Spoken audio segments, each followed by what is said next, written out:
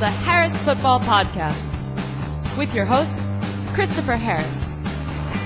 All right. Let's do this thing. Hey, I am Chris Harris. This is the Harris Football Podcast. Thank you very much for listening. The preseason is over. That in and of itself is such good news. We all deserve a long weekend. More good news is that today is my annual preseason award show. Back when I was the driving force behind the Fantasy Underground, I called the awards the Undies, but new show, new name for the awards. You already downloaded this episode, so you already know we're calling them the Huggies, which is kind of a nice callback to the Undies, but is also a tribute to all your crazy sunk by a hug voicemails. I think a few fans may have actually suggested Huggies, but the first couple were Patrick Basil and also Twitter user @HeyNow15. So thank you to both of you. Some of the other suggested award show names. Christopher Short suggested the Indies, which was a close second to the Huggies. Joshua Fay suggested the Shelfies, which is brilliant. And I know @CHarrisShelf would approve. Scott Rich suggested the Filmies, which works on a couple different levels. Jeremy Stimpson suggested the Eye Rolls, which is pretty good. A lot of people suggested the Preemies, which frankly, I think those people might be a little sick, but, hey, no, I'm not judging. Great minds think alike. The Harrys, the Commandos, the Little Awards That Could, the Pantaloons. There were some truly great suggestions, and there were some truly odd suggestions. I thank you, but we landed on the Huggies. Today's kickoff. On today's show, we will talk about the Tom Brady decision. I will give you the first annual preseason Huggy Award winners. I mean, come on. We'll have a song, and then Cousin Josh will come aboard for his very own preseason awards, the Trashies. We're sponsored today by BetDSI.com, the online sportsbook that I personally use. BetDSI is one of the original sportsbooks, and they get an A+ on many sportsbook reviews. It's where a lot of professionals play, as well as amateurs like me, and BetDSI is known for helping set the lines. Most importantly, for us, the website's always up, and they always pay when you want your winnings. I use BetDSI, so if you're looking for a place to play, you should too. Week 1 NFL lines are up. With the Tom Brady news, even the Patriots line is now up. Pats -7, by the way. Plus, if you go to BetDSI.com right now, set up an account, and use the promo code Harris10, you'll get $10 credit to your account within an hour or two. We're not going to advertise stuff I don't believe in on this podcast, and I use BetDSI.com personally. Go there now, use promo code Harris10. That's BetDSI.com, promo code Harris, no space, the number 10. So let's talk Tom Brady. I think by now you know I'm a Patriots fan. Break out the footy pajamas. No way, Amber. That's not me. I'm not that guy. I think I do see these things with pretty clear eyes. I thought Bountygate was ridiculous, the handling of all of last year's suspensions, and this one was dumbest of all. Thank goodness it's not my job to cover that aspect of it. For the purpose of this show, what are the fantasy implications? And I raised Brady from number 9 in my quarterback ranks to number 4, one spot ahead of Russell Wilson. Brady was inarguably a disaster in September last year. And, his problems, in retrospect, all involved the offensive line. It was a total mess. Once the Patriots gave up on the likes of Jordan Davey, who, by the way, will be starting for your San Francisco 49ers this year, and Marcus Cannon and Cameron Fleming, suddenly Brady was good again. From Week 5 forward, he was fantasy's number 6 quarterback, and remember, that includes Week 17 when he barely played. There are questions still in the interior of the Patriots' offensive line. Josh Klein good in spots, good in the playoffs last year, but still, basically an unknown over the longer term at left guard. Brian Stork, a good center, but injured a lot and missed a lot of time this training camp. But assuming they're good up front, which may be a little bit of an assumption, but I think they're going to be better than they were last September. If we assume Gronk stays healthy and Edelman is okay, it's basically the same weapons as last year, and I trust Brady. So yeah, I bump him above the what-if guys. Drew Brees with questions about his offense running more. Matt Ryan, who has all this potential but never finishes above 7th. Big Ben, who has missing weapons and might not have the same volume this year. Wilson, who's awesome as a runner, and that's why we like him for fantasy. He's real safe, but as a thrower, if you don't agree with what I'm saying about Brady, I get it. You should never take my opinion totally blindly. But I have Brady as the number 35 player in standard scoring leagues, and that certainly elevates him in my overall ranks. According to my ranks, end of the third round. If you took him in the third round, if you decided you want to go quarterback early, I'm fine with it. Now, of course, in general, I'm going to wait on quarterback, so I'm probably not taking Brady there. But I think it's a fair ranking for folks who approach the positions differently than I do. Beginning next week, we'll have a daily fantasy sports segment every single week. And that's awesome because DraftKings.com is a sponsor of the little podcast that could, and we hope you'll play there. I've been a DraftKings.com member since last year, and I had a blast playing all last season. DraftKings is great because it's like fantasy football on demand. You can play one week, skip it the next. You can play for higher stakes, lower stakes. I'm a lower stakes man myself. And you get to choose, from an entire league's worth of players. You have a salary cap, and you fill your starting lineup with stars and sleepers. In particular, I love the 50-50 games. They feel a little less random to me. Your challenge is just to finish in the top half of the pool, and if you do, you double your entry fee. Oh, and did I mention DraftKings is running the Week 1 Millionaire Maker, where first prize is $2 million, second prize is $1 million.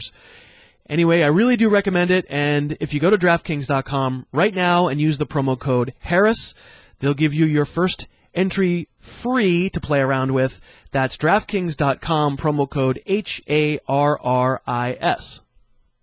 Okay, so here we go, the first annual Preseason Huggy Awards. I should mention that Amber, unavailable to announce the titles of the awards, so we had to go with a backup plan, which is the Amber beta version. Obviously, the current Amber is, fully fleshed out cyborg, and you're going to notice that this particular voice may be a little less fleshed out, but we think it's going to work just fine for our awards program. So I introduce to you Ava with our first award category. The Love at First Sight Award. That's right. It's the Love at First Sight Award for the Fantasy Rookie of the Year. For me, it's still Melvin Gordon. He's my highest-rated rookie, though I admit I've wavered. I've lowered Gordon more than a round in my overall ranks. He's down from 12th in my Standard League running back ranks to 19th. There's concern about the fact that he hasn't shown brilliantly right away, which doesn't doom him to failure, but, it would have been a lot easier to go all in on him if he would breaking off big runs right away. There's also the fact that Danny Woodhead really does seem to be a big part of the Chargers' plans. I'm going to say Gordon, almost by default. Todd Gurley isn't going to be himself, at least to begin the year. As good as Amari Cooper is, as psyched as I am to own him in La Liga, it's still Derek Carr, so I'm expecting ups and downs. Amir Abdullah has a chance. Nelson Aguilar, maybe Tevin Coleman gets his act together. Devin Funchess could surprise us, but I think I'm going to stay boring and go Melvin Gordon. The Doug Martin Award. No, Ava, it's not the Doc Martens Award. It's the Doug Martin Award, the player who was supposed to be awesome last year, who was actually terrible, but I think will be awesome this year. It's so named because now suddenly everyone believes in Doug Martin again. And because I've taken the cheese a couple times on Martin, I'm going to say Latavius Murray. I don't want to oversell him. He's 34th in my overall standard ranks, so not someone you need to reach for, super early in your draft, but I think that's a fair value for him, and if you reached a little bit, I'd be okay. Last year, we just kept waiting and waiting. Surely someone in Oakland would notice that neither Darren McFadden nor Maurice Jones-Drew could play. I'm just a caveman, but even I noticed. But it took like 10 weeks for anyone in Oakland to actually notice, so we barely even ever got to find out if Murray was awesome. But this year the Raiders are hitching their wagon to Latavius. Roy Hallou's going to get work. I like Hallou as a player. I think he's more than just some kind of scat back, but Murray has such a high ceiling. If things work out where the Raiders line is even a little bit improved, Latavius could have a big year. The Unexpected Savant Award. So Ava apparently does not like the word savant, which, hey, man, beta versions. Like, listen, we're not going to get all over Ava. It's not her fault. The Unexpected Savant Award, most likely to ruin your fantasy league by turning out to be legit when everyone claimed they weren't going to be legit. I'm going to say LeGarrette Blount. If you've been listening to this show, I think you know I'm not exactly a big fan of LeGarrette, who should be a lot better than he actually is, but is incredibly slow to accelerate as a runner, only occasionally decides to make a cut. If there's no hole, he's going down, even at 250-plus pounds. But you know how this goes, right? I am so sure that Blount is going to be a total woof-woof, that Bill Belichick will pull his old routine. He's going to juggle his running backs from week to week, and no way Blount will see a lot of carries. He's going to see Jonas Gray steal time, and Brandon Bolden steal time, and James White, and Dion Lewis, and Sam Bam Cunningham. I'm so sure of that. And then all of a sudden, LeGarrette Blount will go bananas and score 15 touchdowns this season. I really don't believe that this will happen, which of course is exactly why it will happen. The Tear Your Hair Out Award. Yes, the Tear Your Hair Out Award, which is for the player most likely to be incredibly up and down and cause you to tear your hair out. I think I'll surprise you here. I'm going to say Jeremy Maclin. Things don't stay the same in the NFL. The Chiefs famously didn't throw any touchdowns to wideouts last year, so that's supposedly the constraining factor when it comes to Maclin. But, in my experience, narratives never stay that tidy, and week one, Maclin will probably go out there and score a couple times and look awesome, and everyone will be apologizing to Alex Smith. I don't think the Chiefs will be as constipated this year as they were last year, because Maclin's a legitimately good player. But what I worry about is that from a week-to-week perspective, he'll be really up and down because Smith won't be able to help himself. There'll be some weeks where he just can't force himself to pull the trigger, and Maclin, is going to go underutilized. So I think he'll wind up being good to own. Everyone will want to own him, but maybe a little bit tough to trust week to week for fantasy. The Nick Foles Award. That's right, Ava. The Nick Foles Award. The player most likely to not follow up his unexpected breakout season with a repeat. I could go wimpy with Kobe Fleener. I could go really wimpy with Kelvin Benjamin. But I'm going to go with Justin Forsett. That's the one I'm sure most of you saw coming. Hey, that's a pretty bold pick. Go big or go home. Or in Forsett's case, go little. I don't need to rehash my entire Forsett argument again. I don't think running backs his size tend to do well as feature backs, even though he really was good last year. I know he is the feature back to start the year in Baltimore, but at some point I think he'll either be less effective or he'll get crunched, and the Ravens will start using one of their bigger backs more frequently. This is a bold call all summer. A lot of folks think Forsett's a lock as a second-round fantasy pick, but I'm going to make this call and stick by it, and, it's the kind of thing where if I pass on him for somebody else who winds up being okay, I'm going to be fine with it. I'm not going to look back on not picking Forsett and feel like it was, what a huge mistake, because I feel like, I see a lot more risk than a lot of other people do, but if you don't, I get it. I'm not owning Forsett this year. The Arian Foster Award. The Arian Foster Award is for the player most likely to get injured incredibly quickly and torpedo your entire season. Darren McFadden would be the easy answer. People saw him run 3 times in the preseason and are now gaga over him. But it feels a little too pat.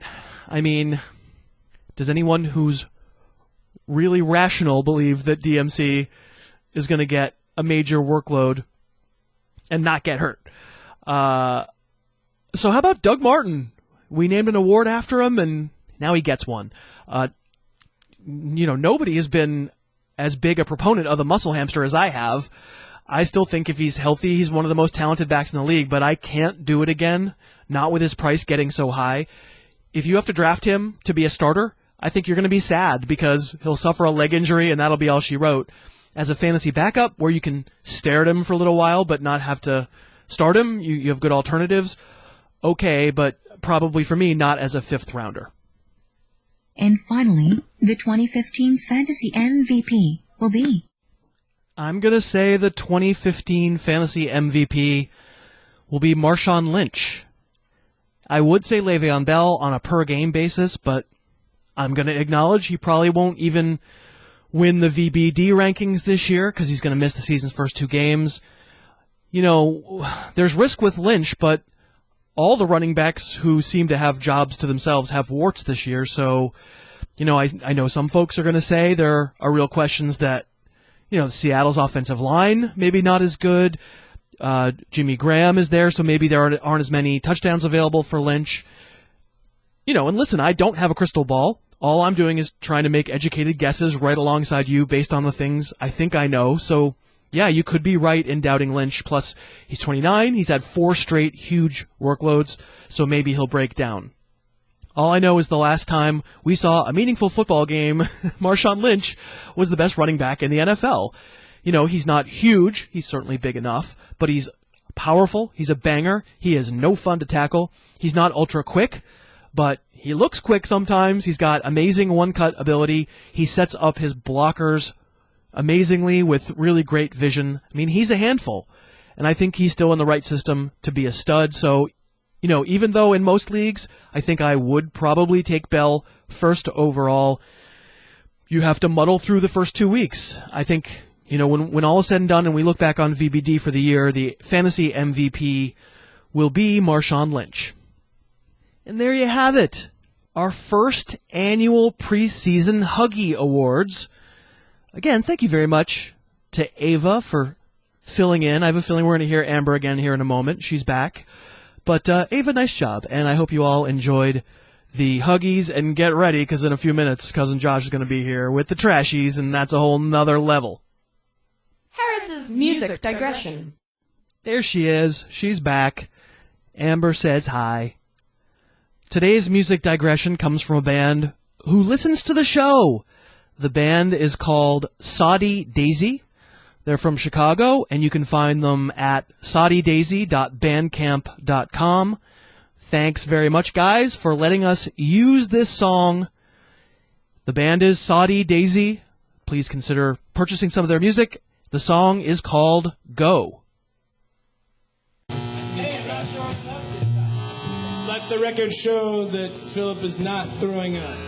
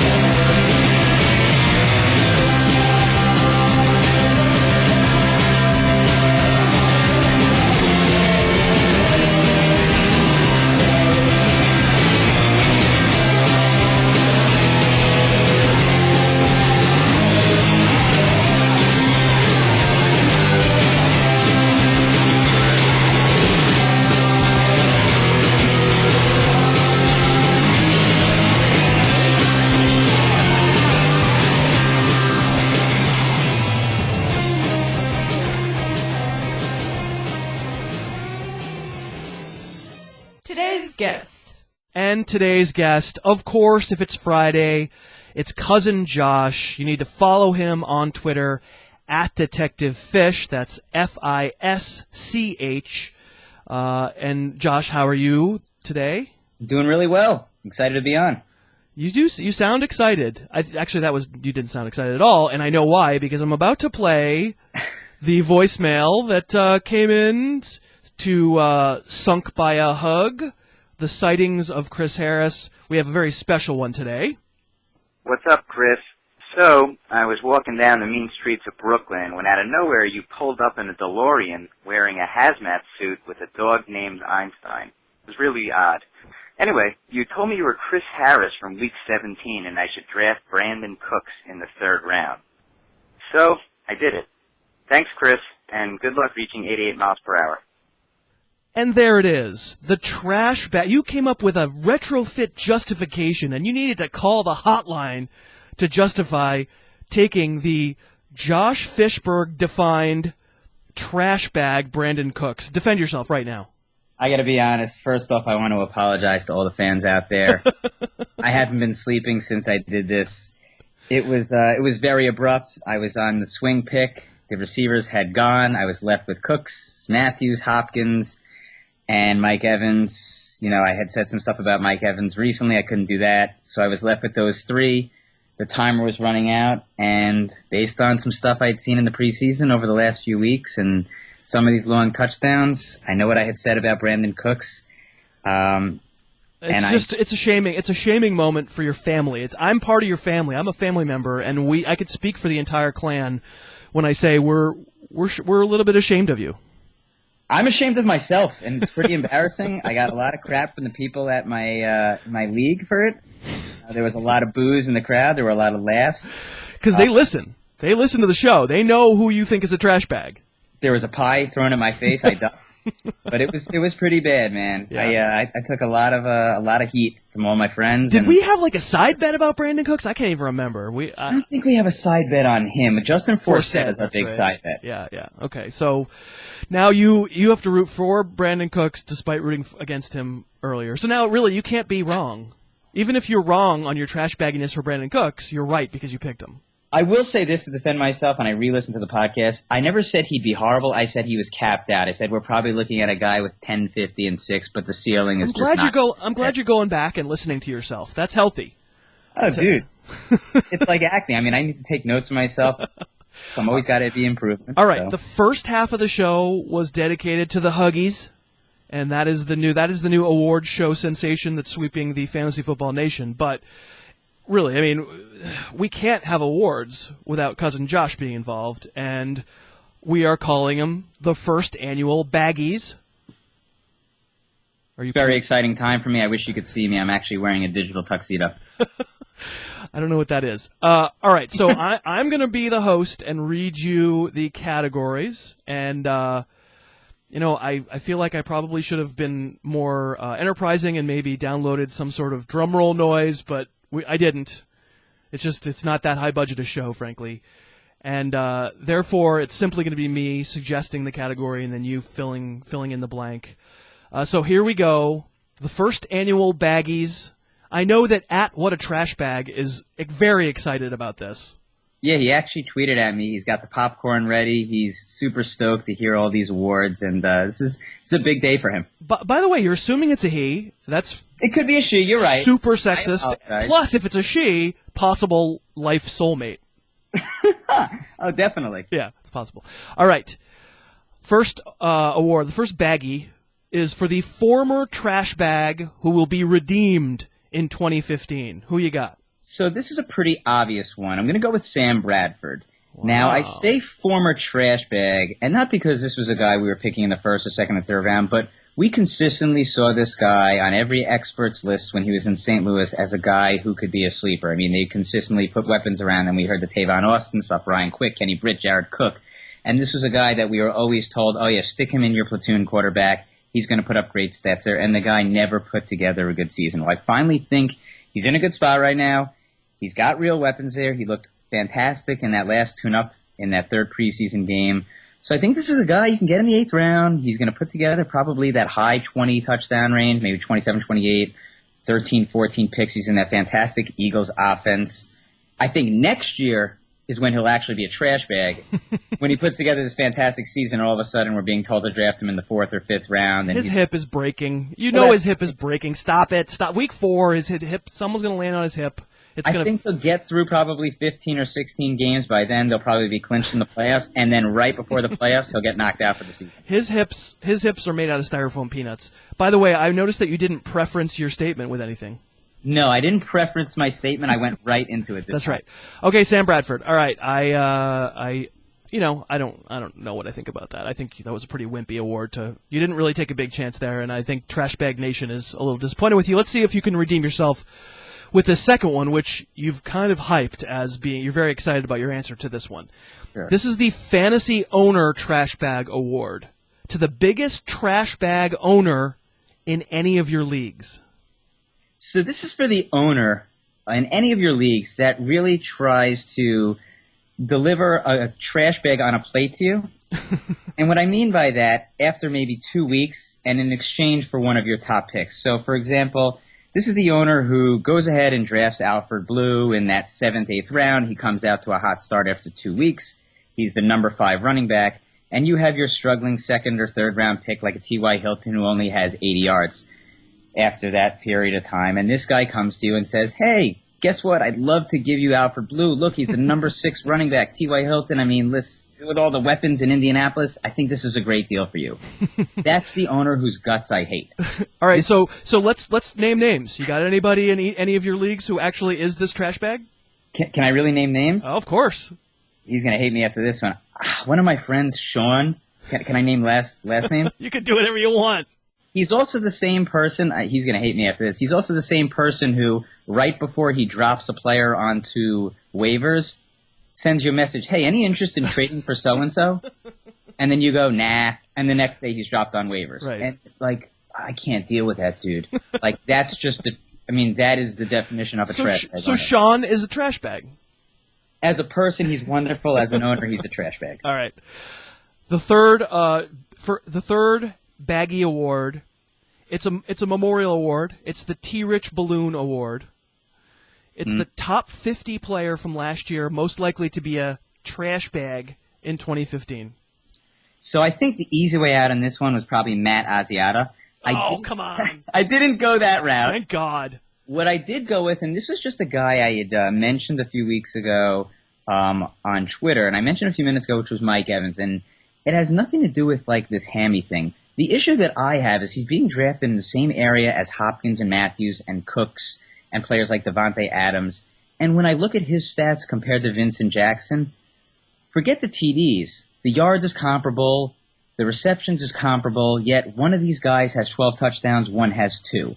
And I just find that discrepancy to be so huge when you look at both players, and they're built pretty similarly. I mean, they're both big dudes, 6'4", 6'5". They're huge targets into the red zone. So I could see that situation where both of them have comparable yards this year.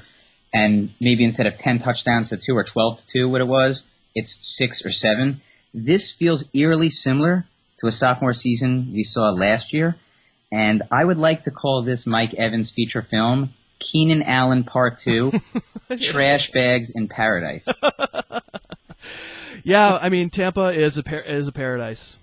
I don't know about that. It's a wonderful city. I love the weather there. You love Tampa? I'm not. No, I can be honest, I'm a New York guy.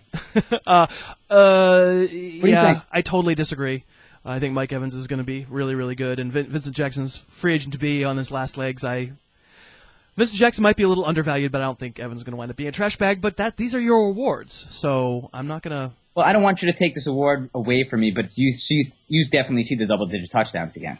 I don't know about definitely double digits, but I'd say a lot of yards and 8 touchdowns. I think feels pretty good to me. I'm just putting words in your mouth, so I want to know if you feel those double-digit touchdowns. All right, the rookie who'll have the trash baggiest season. The award goes to Kevin White, obviously. It doesn't count. Pick someone else. He's not even playing. Why? Because he's already banged up? Yeah, he's not playing. This is a rookie who's going to be a trash bag, you have to be someone's relying on. So how about this? Then I'm going to go and say Todd Gurley. Okay. I think this is a guy still going trash in bag.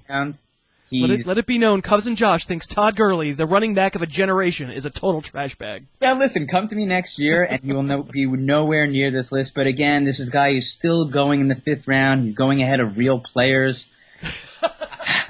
What? As opposed to everyone the fake players. It's supposed to be the fake players. I love it. No, but this is a guy, listen, they've invested a huge pick in him. I don't think they're going to rush him out onto the field. I know Trey Mason, was nicked up a little bit in the preseason, but they're still going to use this guy. I don't think they're in a position where they're going to be winning this specific year. There's no reason to rush him back week 3, week 4. He'll be eased in.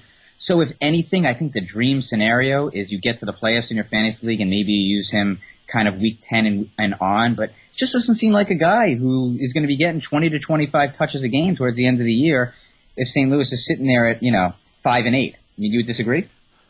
Nope. I have him rated a lot lower than he's going in average drafts. Okay. He wouldn't have been my number one call for a trash bag. I thought maybe you were going to say Melvin Gordon, because I know how scared of Danny Woodhead you are for Melvin Gordon. So. I'm scared of Danny. I'm scared of Danny Woodhead, but I still think that the carry's going to be there, and he'll put together enough to be an RB2. That's fine. All right. The next Baggy Award goes to the player who will produce the best stats, but still be a trash bag in your book. So this one is kind of a gimme, and it's LaShawn McCoy.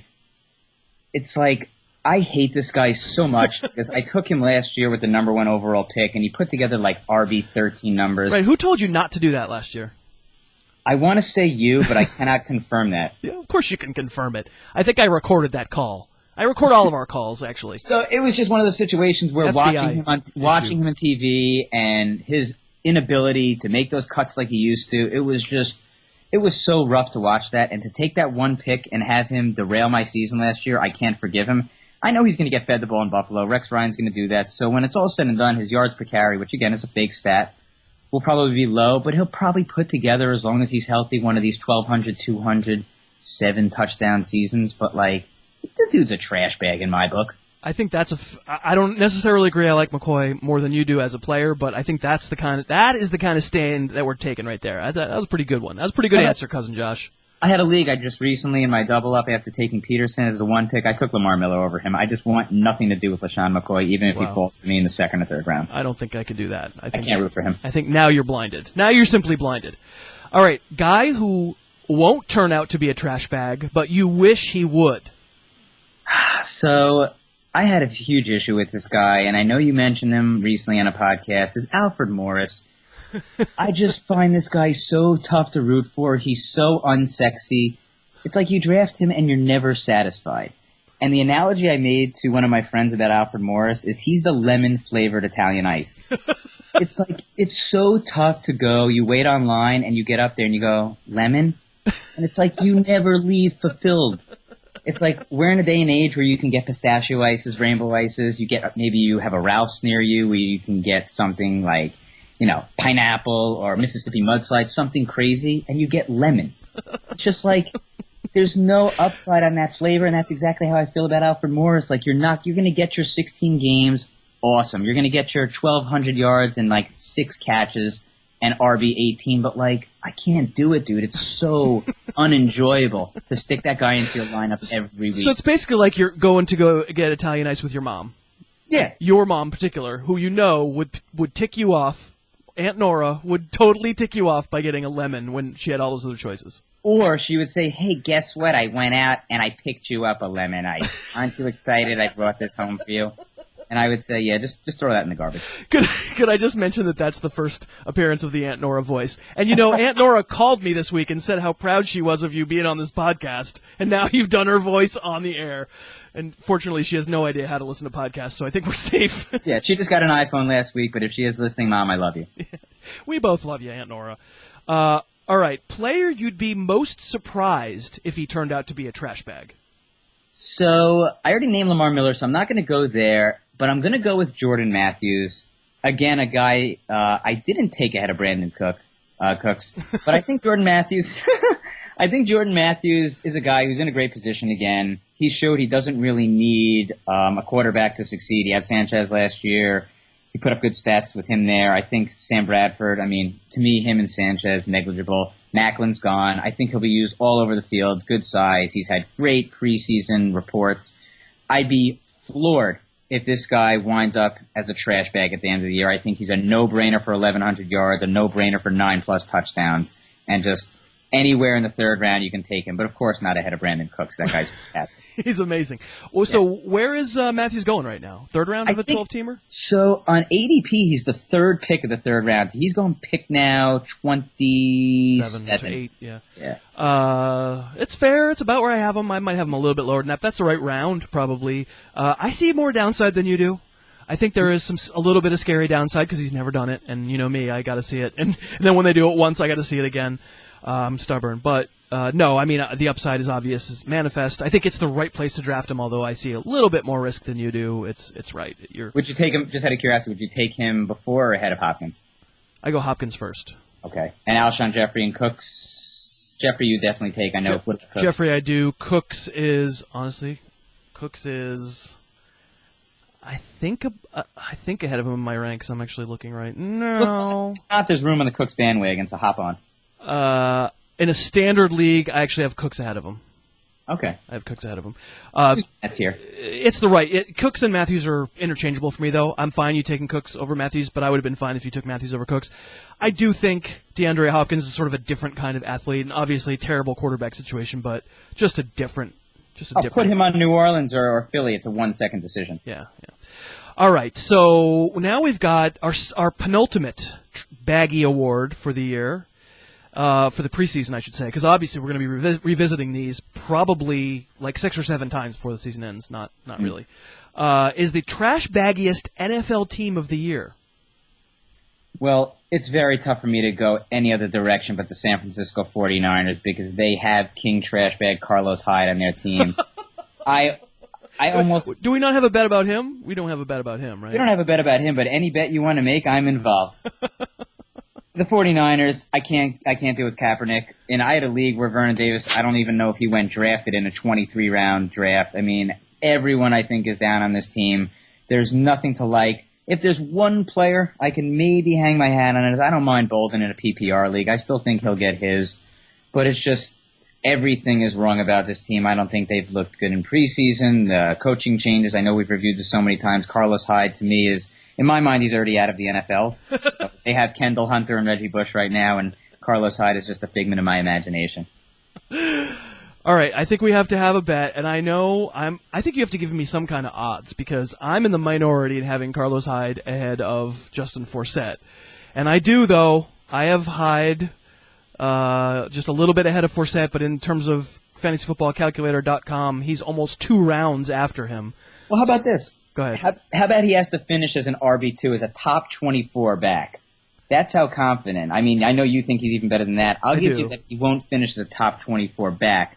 What could we do as a bet then? Well, for you to win, Forsett's got to finish as a top 12 back. Okay. Fair enough. And then nobody wins if neither happens. Fair enough.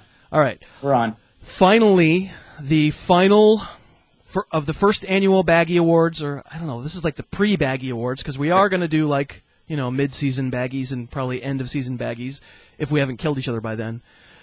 This is the Lifetime Achievement Award for contributions to trash baggery. So I dug deep on this one, and now this was a guy that I really feel like meets the definition of a trash bag. He's going in the hall. This is a guy who's a first ballot trash bag Hall of Famer.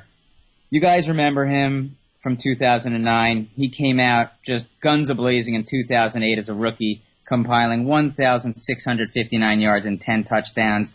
Steve Slayton burst onto the scene. He got hurt. Oh, my God. Steve Slayton burst onto the scene. Jesus. The next year, ADP rises after rookie year to 14. He's a fantasy darling.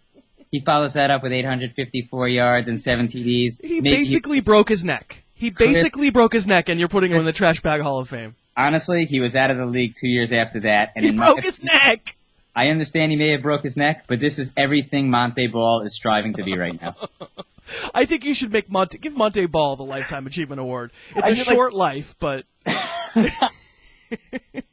I think that's incredibly harsh to call Steve Slayton a trash bag. You think so? Even for you, man, that's particularly vile because we call it the Monte Ball Lifetime Achievement Award and then give it to Steve Slayton.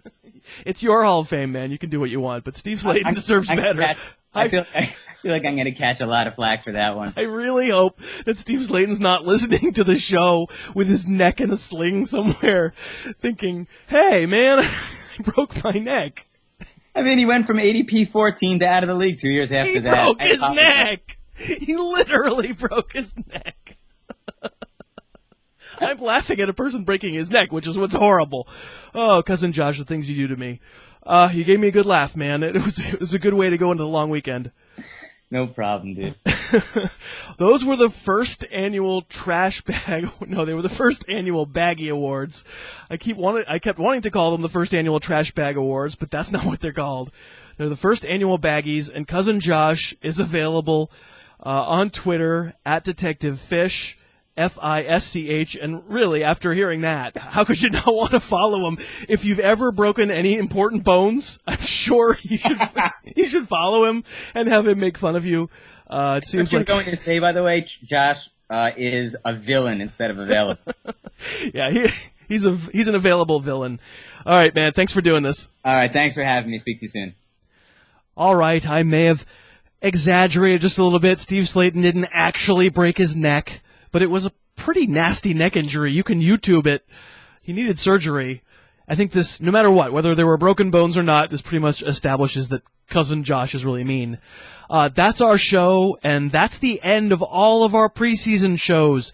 Thank you so much for taking us all the way through it. Our first 27 shows have been such an unbelievable success.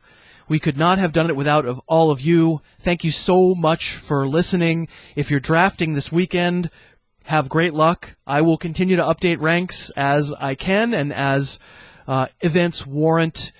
We're off on Labor Day, so the next time you'll hear from me will be next Tuesday, when we'll be all set to actually discuss Week 1 with some honest-to-goodness ranks. Please try and be safe this long weekend, and I will speak to you on Tuesday. The Harris Football Podcast's opening theme is Under the Gun by Apex Manor. The end theme is Tooth and Claw by OU Villain. Subscribe to the Harris Football Podcast on iTunes and never miss an episode.